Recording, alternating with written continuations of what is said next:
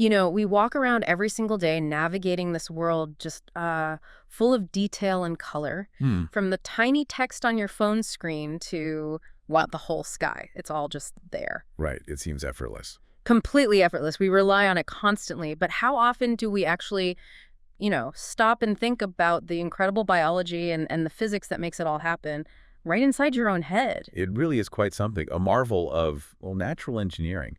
Such a complex system all working together. We hardly ever notice it consciously. Absolutely.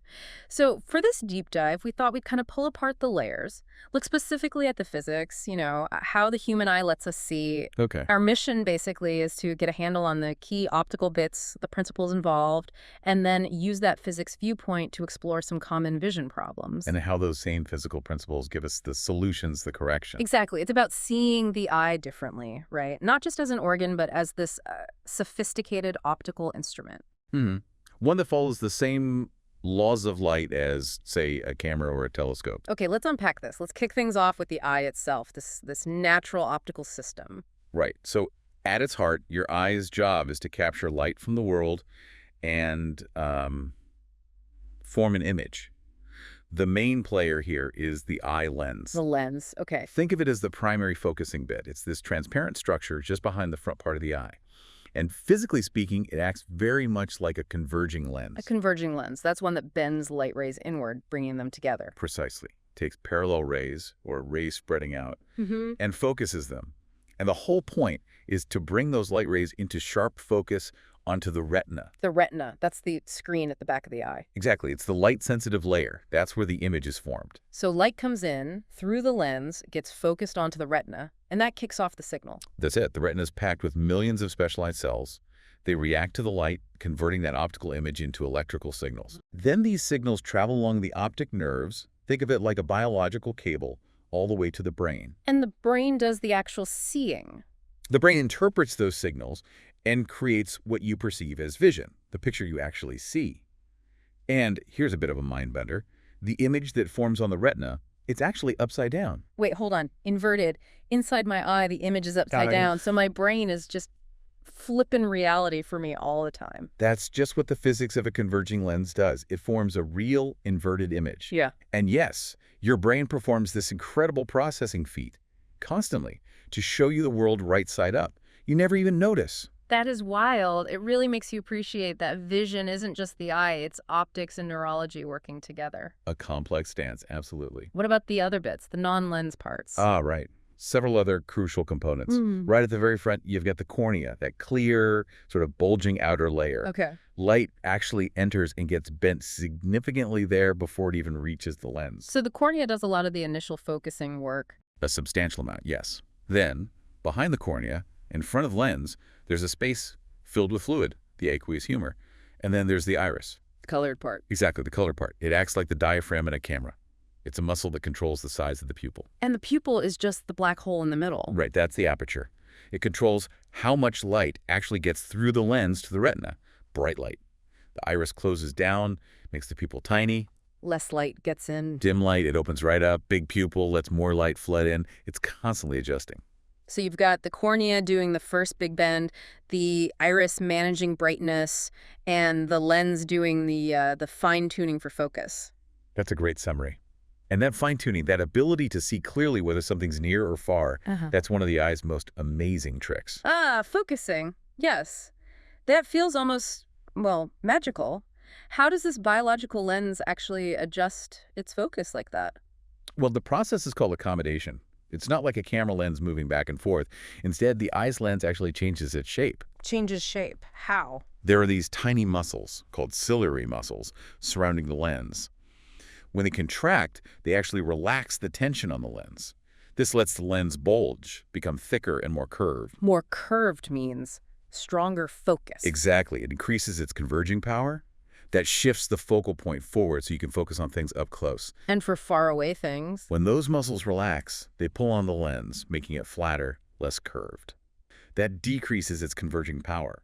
Perfect for focusing on distant objects. So the focal length isn't fixed, it's dynamic, it's constantly changing shape. Constantly flexing and relaxing, yes. All to keep whatever you're looking at sharp on the retina. And this ability defines what we call the range of distinct vision. The range. You mean how near and far you can see clearly? Precisely. It's the span of distances where things look sharp. And there are limits to this range, right? Like specific points. Yeah. Yes. For a healthy young eye, there's the near point. That's the absolute closest you can bring something and still see it clearly. Usually about 25 centimeters. Maybe the distance you hold a book or your phone. Try bringing it closer and it gets blurry. Right, because your lens just can't curve enough beyond that point to keep it focused on the retina. Okay. And the other end, the far point. It's the farthest distance you can see clearly. For a healthy eye, we say the far point is at infinity. Infinity, like stars. Basically, yeah. Parallel light rays coming from very distant objects, stars, clouds, mountains on the horizon. They get focused perfectly onto the retina without the ciliary muscles really having to work hard at all. The lens is in its relaxed, flatter state. So accommodation is really about cranking up the focus for near stuff, using those divergent rays, but also handling the parallel rays from far away perfectly. That flexibility is key to healthy vision. But, well, as many of us know, the system doesn't always work perfectly, or it changes over time.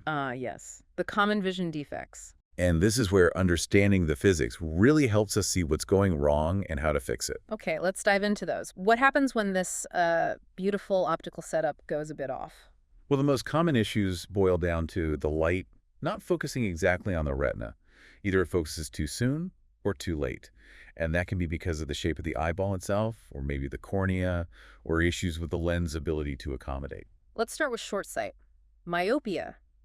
That's trouble seeing distant things, right? I know a few people with that. Correct. From a physics standpoint, what's happening in myopia is that those parallel light rays from distant objects, they're being focused in front of the retina. Too early? Too early. They converge before they reach the retina screen. This might happen if the eyeball is a bit too long, front to back, or maybe the cornea or the lens is just a bit too powerful, bends the light too much. So the light converges too strongly, hits its focus point before the retina. How do you fix that with physics? You need to weaken the overall focusing power slightly before the light gets into the eye. And we do that using a diverging lens. A diverging lens? That spreads light out. Exactly, like the ones in glasses for myopia. Yeah. It spreads the light rays out just a tiny bit before they hit the eye's own optical system. Ah, so it counteracts the eye's tendency to overfocus, gives the light a little outward nudge first. Precisely. This external diverging lens effectively pushes the final focus point further back. So now the light converges right on the retina where it should be. Makes sense. So for example, if someone's far point, the farthest they can see clearly is only, say, 400 centimeters away. Yeah. Anything beyond 4 meters is blurry for them. Right. They'd need a diverging lens with a focal length of minus 400 centimeters. That negative sign indicates it's a diverging lens. Right. And that correction effectively moves their far point out to infinity. Physics gives you the exact prescription. And what's interesting is correcting the distance vision can sometimes help the near vision too. Say that same myopic person couldn't see things clearly closer than maybe 100 centimeters. Adding that diverging lens for distance might actually help bring their near point back closer, maybe towards that typical 25 centimeters, because the lens shifts the whole focusing range. Huh. So it's not just fixing the distance, it adjusts the whole system's range. Okay, flip side. Long sight. Hypermetropia.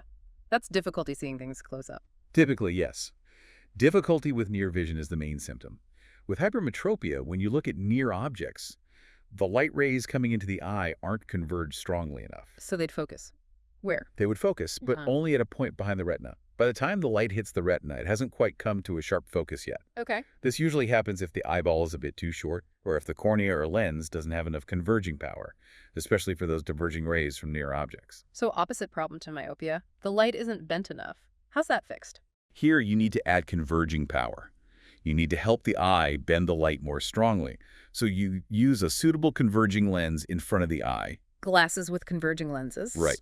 This extra lens starts converging the light before it even enters the eye, boosting the overall converging power of the whole system. Giving it that extra oomph in bending the light. Exactly. That converging lens shifts the focal point forward, pulling it onto the retina, allowing clear vision, especially at that normal near point of 25 centimeters. Okay. So if someone's actual near point is way out at, say, 100 centimeters, they have to hold things a meter away. To see them clearly, they'd need a converging lens.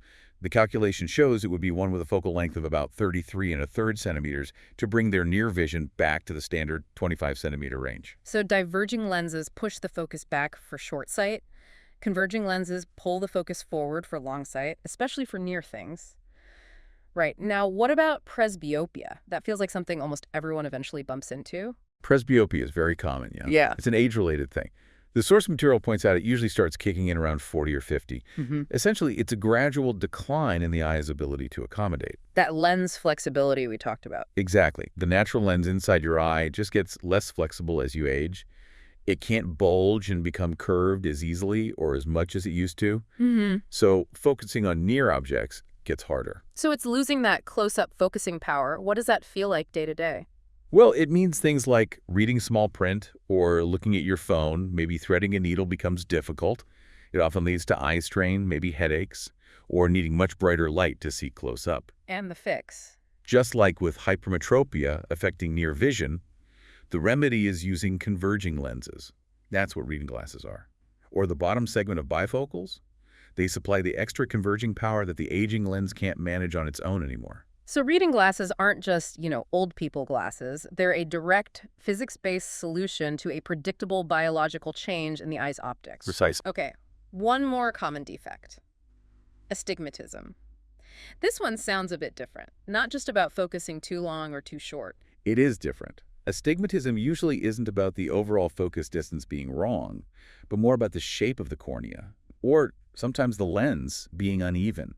It's not perfectly spherical. Like a slightly squashed ball. Kind of, yeah. Instead of being uniformly curved like a piece of a perfect sphere, the cornea might be curved more steeply in one direction, say vertically, than it is in another direction, horizontally, like a rugby ball or an American football shape, rather than a basketball. So light hitting different parts gets bent differently, depending on the angle. Exactly right. Because the curvature isn't the same in all planes, the incoming light rays don't all converge to a single sharp point. You might get, say, vertical lines focusing at one distance and horizontal lines focusing at a slightly different distance. Ah, so you can't get everything sharp at once. Correct. There's no single sharp image. This causes blurriness, distortion, and often quite a bit of muscular strain as your eye tries, and fails, to find a single clear focus. So instead of a nice sharp point focus, it's smeared out or distorted. And the fix can't be just a simple spherical lens then. No, because a simple lens has the same curvature all around. To correct astigmatism, you need a lens that also has different curvatures in different directions. We call these cylindrical lenses, or sometimes tortoric lenses. A lens shaped to compensate. Exactly. They're ground very precisely to match and counteract the specific unevenness of the person's cornea or lens. They bend light more in one direction and less in another, just enough to bring all the light rays back together to a single sharp focus point on the retina. Wow, that sounds incredibly precise, tailored to each individual eye's unique wonkiness. It is. It's a really sophisticated application of optics, customized for each person's specific visual geometry.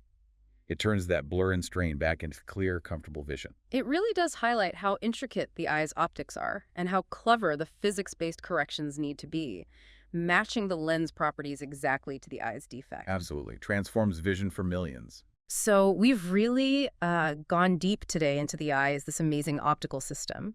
We looked at the key parts: cornea, iris, pupil, lens, retina, how the lens does that incredible dynamic focusing accommodation, and then how physics gives us the tools to understand and, importantly, correct those common issues: myopia, hypermetropia, presbyopia, astigmatism, using lenses to manipulate light just right. Yeah, and understanding these basic physics principles behind sight, it really gives you a new level of appreciation, doesn't it, for your own body's capabilities, but also for the science and engineering behind glasses and contacts, things so many of us rely on. It really does. A perfect example of fundamental physics having these incredibly practical impacts on our daily lives, on how we literally see the world.